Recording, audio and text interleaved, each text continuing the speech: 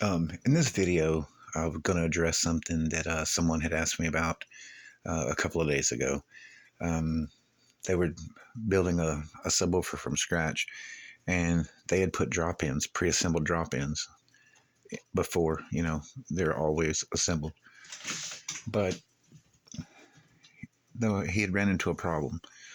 So sometimes you'll get a cone and the neck might be a little bit too large or it might be a little too small. So in his case, he had a problem where, like, the voice coil, was a little bit large.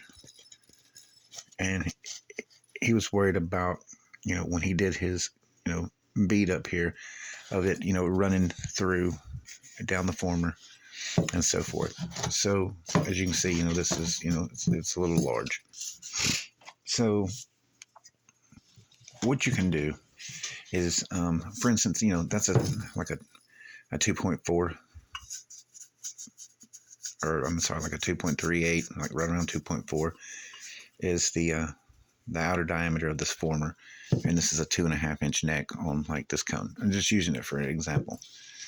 So what you can do when you have everything set, get you some ropes, like 1/8, 1/4 inch, whatever you need, and what you can do, put a little glue, put the rope down, and what you want to do is put the rope down and cut it to length first so that it meets, and then you just put a little glue down and attach your rope string here.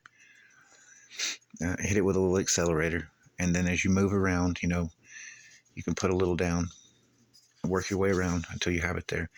And then once you've done that, you can go back and glue it, like the top of the rope there to the former, make you a bead, and then do the same thing all the way around the rope at the cone.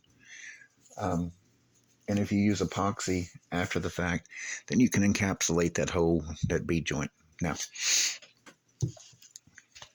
if your neck is a little bit tight and you don't feel comfortable, like where it doesn't slide down, easily enough, and then you don't have enough room, when you bring your leads up and so forth, what you can do is you can take like a wooden dowel rod, or, you can take a screwdriver and you can put a little pressure and just run it around it, a few times.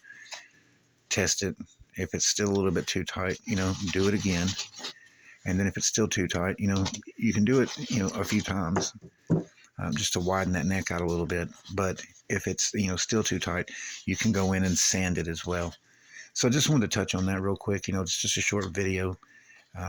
Again, in the instance of, something like these coils, like the old, kicker style coils and so forth, you either have to get a neck that's 2 inches, and then, you've got to neck it out, like cut it out.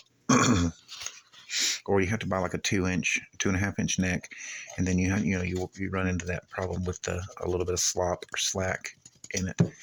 So I just want to do that real quick. So I hope that that will help you out if you ever run into that problem, and I'll see you on the next one.